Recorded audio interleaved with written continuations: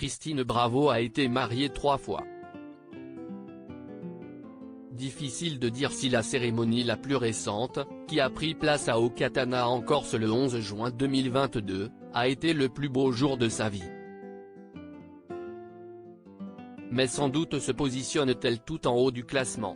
Avant de dire oui à son compagnon Stéphane Bachot, la présentatrice avait attrapé son bouquet, s'était vêtue de blanc, comme la tradition le veut, s'assortissant ainsi au costume de son chéri.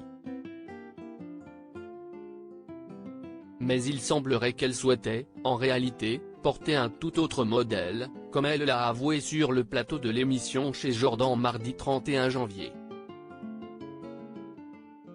Depuis quelques années, j'ai commencé à me foutre questionner sur son rapport au corps. Christine Bravo, actuellement en lune de miel, a effectivement expliqué qu'elle avait tenté de perdre un peu de poids avant de se marier à Stéphane Bachot afin de rentrer dans une autre robe que celle qu'elle a finalement choisie.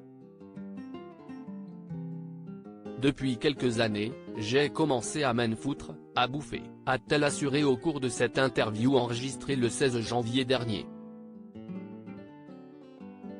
Et donc j'ai grossi.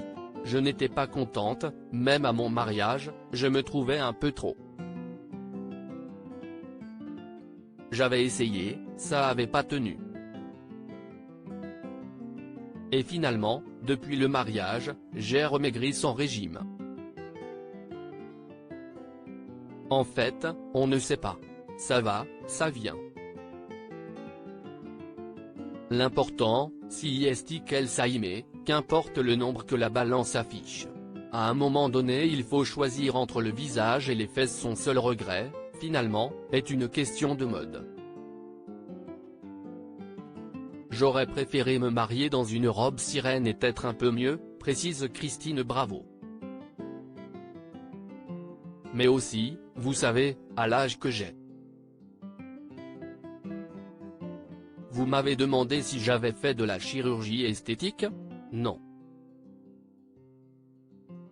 À un moment donné il faut choisir entre le visage et les fesses. Si vous êtes un peu plus gros, vous avez un peu moins de rides. Et quand on maigrit, à partir d'un certain âge, ça marque. Dans Les Grosses Têtes, dans son émission Froufrou.